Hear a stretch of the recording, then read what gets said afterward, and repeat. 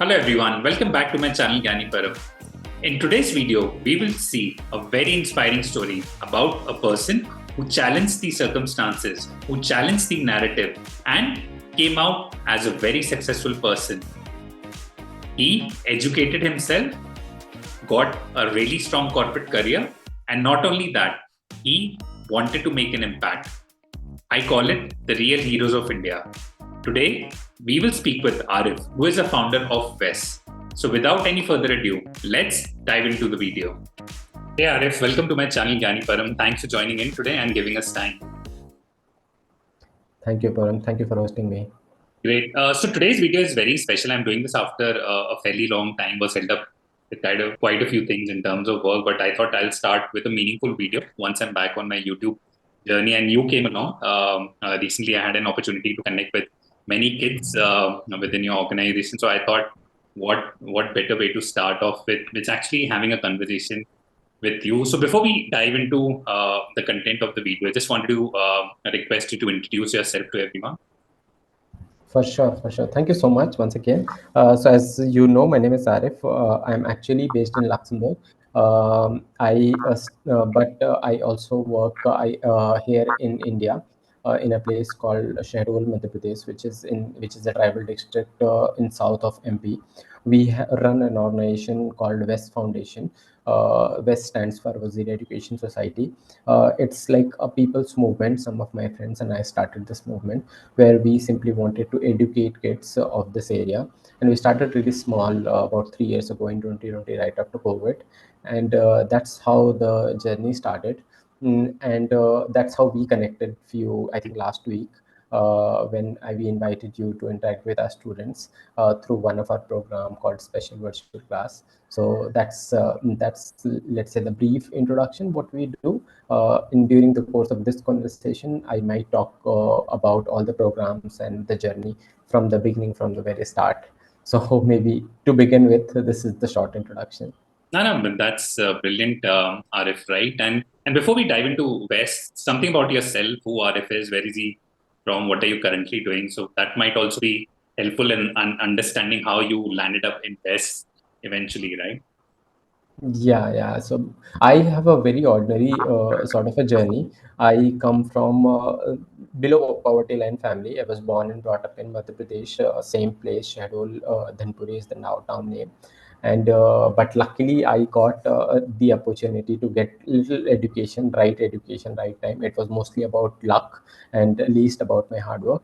And through that, I landed in Bangalore after my 12th standard, that is high secondary school. In 2006, I did my undergraduation, I did my post graduation from Bangalore, and thereafter I joined a company called EY, Ernst& Young, GTS practice. And that was really life transforming journey, because till the time I arrived there, till the time I arrived to Bangalore, I was like a below average student, and coming from below poverty family. And I was not really particularly interested in education because I could not see the value of it. But I landed there, and then I got somehow the focus to study. And then undergraduation happened, then post graduation happened, and then EY happened.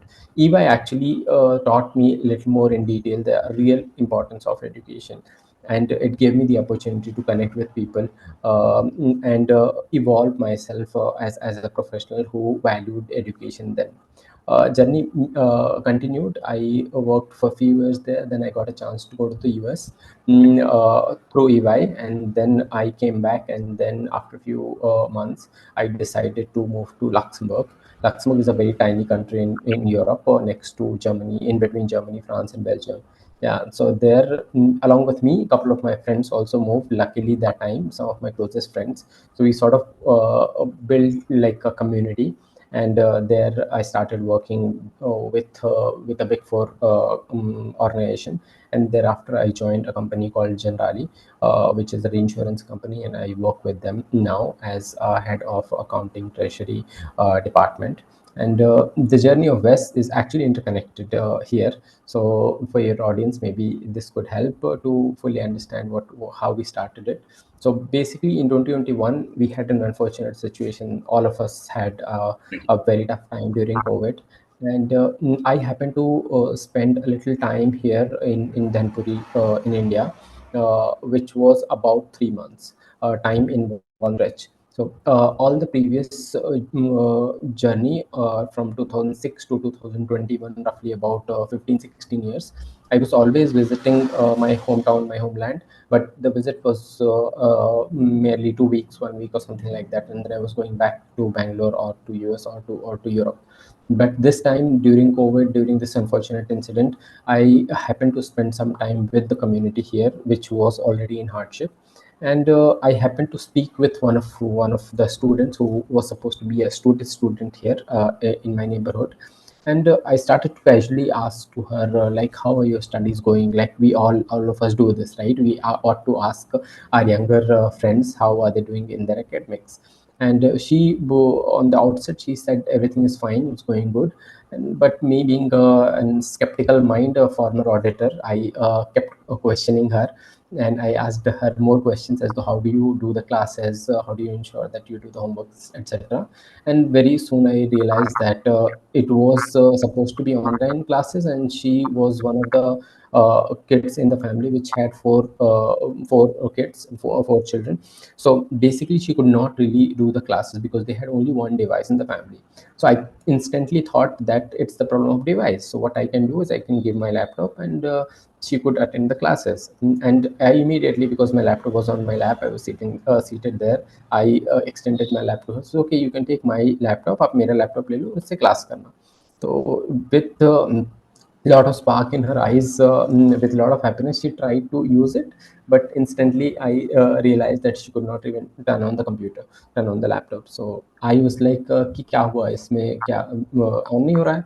तो then she नहीं, ये कैसे on होता है? So then I asked her, how do you use your computer at your school? Because she was studying in a higher secondary school, which was quite, it was a government school, but quite old, and it had supposed to have all the facilities such as computers. So then she told me frankly that she never had access to computers, and she could not really, she does not know how to use it. So it kept me thinking, it made me question myself, as though if the entire world is supposed to be, I mean, at least the student community is supposed to attend online classes, and if this is the situation of a good students of class 11th, then what could be the situation of all the other classes and all the other students? And I kept wondering about it. And then came, I think, July, August. I moved back to Luxembourg to join back my job and go about my life, usual life.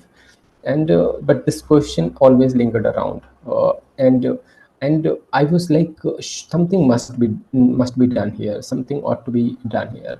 And I discussed with some of my friends, and I really want to name them here, is Kesha, Dyson, and Rohit. These are the two three friends of mine who I discussed this topic. So this is massively wrong, and if we are moving this way, then how do we, what are we expecting? And they also sort of pushed me or questioned me that, okay, what are we doing? We are also not doing anything. We are seated, we are here in Europe, and we are criticizing the country. And that actually turned the table around and said, okay, then should we do something? And I said, yeah, I really want to do it. And they instantly supported me. It's like, okay, try to do something and we will try and support. So I came up with a plan that we will teach computers to students. And the initial idea was that we will have a laptop, a teacher, and the teacher will visit village to village, and they will take 1 hour class, and they will try to teach something about computers so that the digital literacy could be enhanced. And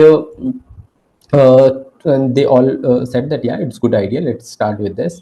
And the other friend, Rohit, who I mentioned, he pushed the limit a little bit more. It's like, no, this idea might work, but it would not really give them the chance to actually practice. It's one thing to actually know about computers, totally different thing to put your hands on it and try and practice it. And I instantly agreed. And then he added to the idea that we should set up maybe a computer lab here, and we should try to have a better facility for them so that they can really practice it, and that would lead to real education. And we did exactly that. First, we started with one teacher, one computer class, and I came back and I trained her a little bit about the computer, and I gave her one of my personal used laptop which was obsolete, and I said, okay, you gather the kids from the neighborhood, start teaching them. I designed a very simple computer course, and I said, start to teach them, and she agreed, fortunately, and she what we how we designed the program, because I always knew that the kids love video game. So we said the class will be of 40 minutes, and if you come and attend the class and do well in the class, like you answer the questions, you prepare well, and overall you're doing well, then you will get to play video game for about 20 minutes. Now, needless to say, kids and video game, they love it. There is no better incentive for the kids than the video game. And very soon, about in a month or so, we became really popular. Not by the fact that there are computer classes happening in this place. Rather, we were known more that if we go there, they let you play video games. So for the kids, they were saying कि आप आएंगे तो आपको video game खिलाएंगे, or parents, they were saying that okay, they were giving computer classes. So this is how we started, actually, and we became really popular. So in the area, so I always wanted to connect with the students. Every Saturday I was connecting with them, and we formulated a program called Special Virtual Class. And then, because my friends, they were really curious and sort of jealous as well, that they also wanted to interact with the students. So I invited some of them, okay, come on a Saturday and we will teach something together to them or interact with them. And the first time I invited was my friend Kesher, and he has a very interesting journey. He is the son of a peon, let's say, and he has done really well in his life. He has done really well, and he's doing great in life now. So he shared his journey. He shared how he started with government school, and how he achieved things he has achieved in life, and he credited his education, right education he received. So we found that, okay, this is so the students found it really interesting. So it's like, okay, this person looks like me, this person talks like me, he has not had great opportunities, still he could succeed thanks to his education. So why can we not do it? So this relativity factor really worked in our favor. So that's how we started with our initially with our classes. And then we also because we had a lot of students, so we started to make programs and make organize it more frequently, more efficiently, and things like that. So then the schools opened up after COVID. I think this is in 2022. Schools opened up, the government primary schools. So some of the students who were coming to our classes, they started to go back to the schools. So they were requesting us, why don't you come to our school and teach in our school? And then we said, yeah, this is an interesting idea. We will have the students in one place, and it will be much easier for us also to teach. So then we started to work with the local administration here, the education department, and the school cluster in charge. And we asked them the permission to visit the school and teach, take about an hour class, exact same concept, 40 minutes of studies, 20 minutes of video game. And that's how we started to go to almost all the schools here. That there were about 8 schools at some point in time, and we did really well. Then came the journey. All the friends, again, they started to push that we should organize little more things, we should have better labs, we should have the classes in labs as well. So then we made the lab more functional, added more laptops, computers. Okay, so basically, then my friends again started to push me a little more, saying that we should have a fully functional lab, and we should execute that idea more efficiently. So I said, yeah. So we sent some more laptops from there, and we set up a computer lab here, like a fully functional computer lab with roughly about 20 laptops. And one more thing to particularly share is, these are all Generali laptops, all the discarded laptops we sent from there, thanks to Rohit, his idea, and some of the other Generali colleagues. We sent them here, we sort of refurbished them, and we set up the lab. When we set up the lab, we started getting the interest from older students who are not in primary section, but that means they are not they are above roughly about 10, 11 years old. We started getting a lot of interest from them. So we had a teacher here which was teaching same computer course, but more practical driven lessons. So we again formulated 2 courses. One was the foundation course for younger students, and one was the expert computer course for older students. So And then we became like really popular because we were giving the laptops for the kids to use, and this is still our one of our biggest reason for success, that we don't teach as that, okay, you learn with the pen and paper first thing we do is we give you the laptop, okay, use it, try and do whatever you can, don't break it, but whatever else you would do, we will be able to fix it. So try, put your hands. And with this idea, it worked really well, and we sort of have a lot of students who are attending these classes. So these classes have been now running for about 2.5 years. Soon we will complete 3 years here. And then the journey continued. Basically, we had a lot of friends. One of our common friend, I think you also know her, Riya Gupta. She is my former colleague and very dear friend. She also visited here, and we did a program called Community Outreach Program with her, whereby we were going home to home, house to house, knocking the door and asking them to basically participate in this journey of education. We were convincing them to send their child to school, and making sure that they're getting the right education in the right time, because we strongly believe that education is the only way forward. Education is the solution for almost all the problems as a society we face. So for this reason, we have done that program as well. So now what I've shared with you so far is the journey in bits and pieces. Probably I'll spend a minute more to sort of summarize what all we do now. So now we teach in the computer. We teach about computers in the government primary school, in a program called Class Computer Literacy at School. We cover like 5 government primary schools. Then we have computer classes in our fully functional lab, which we have roughly about 30 plus laptops, projectors, etc. In our lab, in our center. There we cover roughly about 100 students every day, morning and evening. So that's our second program. And then on every Saturdays we run a program called Special Virtual Class. It's a 1 hour class where we invite a guest speaker or guest teacher. They come and talk to our students about a particular topic. Like for example, if you are a software engineer, we ask you to talk to our students about Python as a programming language. Here our goal is not to transfer the knowledge, but just to give them the exposure, so that they can choose. If they choose, they can pursue that as a career opportunity, as a career choice. And the second segment of this program of a special virtual class is a guest speaker, whereby we invite people like yourself, Chung, and all the other people who we feel that they have had an interesting story to share, and they have succeeded in their life thanks to their education. So we ask them to come and interact with our students. It's a really freewheeling conversation, a very simple setup, nothing fancy, and just the goal is to inspire the students to take up education seriously as it could be taken, and reinforce this message as often as possible, as often as weekly we do it.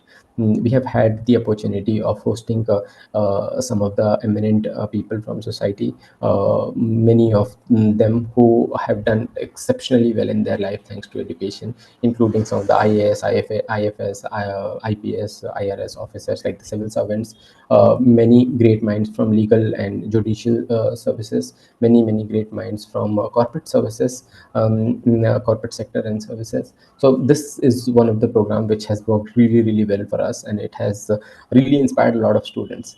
So this is the third program we have right now. In addition to that, we also have a mentorship program, where we, because most of our students are female students, most of our students are tribal students, most of our students are coming from below poverty line.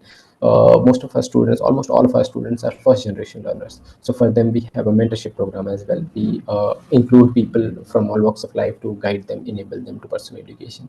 So this is our the fourth program. And in addition to that, we have two of the projects also which we have taken up in the recent past. One is we have adopted a government primary school which we run entirely on our own, and that means we take care of the teachers. We deploy our own teachers. We provide the text books. We provide the teaching and learning materials. We take care of the instruction. Everything we take care on our own. And for the brightest students, we have set up a new school. It's a middle school we have set up here, named after the town called Dhanpuri Public School. And the school is absolutely free for all the students, and we provide everything, right from uniform, right from notebook, text, book, stationery, bag, reading material, everything. It's a mandatory school under Right to Education Act, and we have just started this last month. It's recognized by MP School Education Board, and approximately 175 students have already enrolled here for from class nursery, LKG, UKG up to class 5. So this is by and large our journey up to the current situation. So I'll take a pause now, maybe, Param, and I'll let you. Yeah. That was simply amazing, Arif, right? Very inspiring. It's something, the power of giving. I always think of how you can contribute more. You're a very good example from your personal journey. You explained, right, from where you were and then where you are now. That itself is its journey. Your friends played a very important role in setting this up. So I always talk about this particular thing, right? That have good friends. It's very important to have them in your life, whether be it in office or otherwise as well. And what you're doing at ground, that really inspires me as well, right? It's very easy to sit down and donate money and see, okay, you take that pleasure that, okay, I've donated money, okay, I'm done with my job. But then actually going to the ground and doing this, it's simply amazing. This is what I call real heroes of India as well, right? This is what something inspires me personally. My group of friends, Chung introduced me the day he sent us all a text that was this is something I've come across whether you will be interested. And then trust me, all three or four of us never blinked an eye that, okay, yes, the first thought was, let's start this, how we can contribute in our own capacity. So one key takeaway from my side as well, right? I'll try to grow the network. That is one personal goal I have taken, my friends have taken. So we will do that. Similarly, on these lines, Arif, right? How people can connect it with Wes, or what is something Wes is looking for from the corporate world or otherwise as well? Yeah, yeah, for sure. So thank you so much. I also want to mention that you did connect me with some of the people already. So thank you. For the future, how people could contribute, is that we don't necessarily need a lot of funds.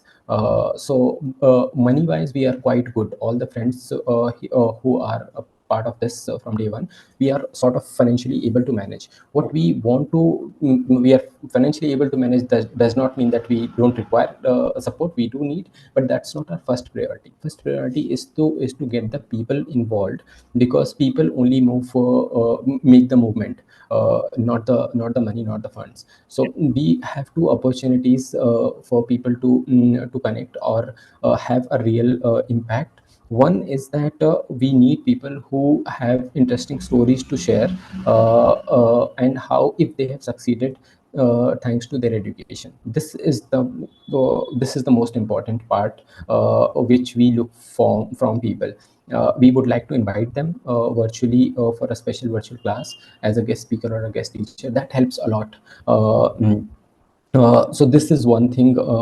I want to actually share an example here. How we felt that it works a lot is, at the very beginning, I had a guest speaker who I had invited because I was really impressed with his personality. He was from West Bengal, India. He studied quite good, but at the beginning he was not that students. But he managed to cross, let's say, high secondary school. Then he went to pursue science in one of the premier institute in India. Then he went to pursue again his masters in one of the very good institute in India. Then he went to pursue PhD from Norway in solar science. He is a solar physicist. And then he went to pursue his career with NASA. And now he is scientist with NASA. And because I was really impressed, so I invited him as a guest speaker, thinking that my students might not learn a lot, but at least they will get to see him. And he started to share his story. He started to talk about his work. And to my surprise, I was thinking that the students might not be able to understand anything, because he's talking all the stuff which is beyond their means.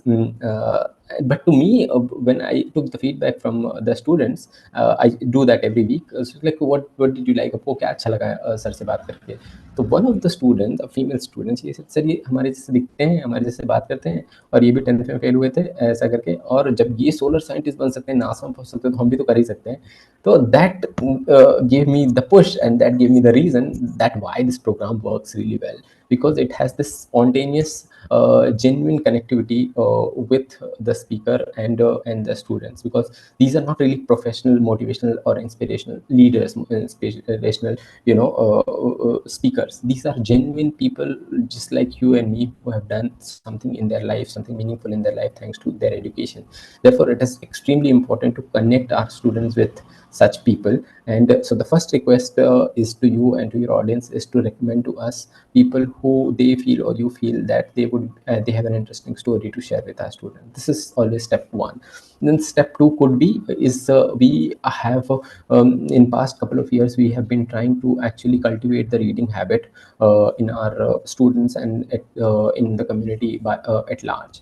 And for this, we have set up a library, and in addition to the library, we have also moved a lot of people who now have started to read any kind of books. So we ask the people to actually donate books. So it's a very simple affair, that they could just take their address, they can choose the book they like, or if they would like to ask us, we can certainly recommend which is the requested books, and they can simply send it.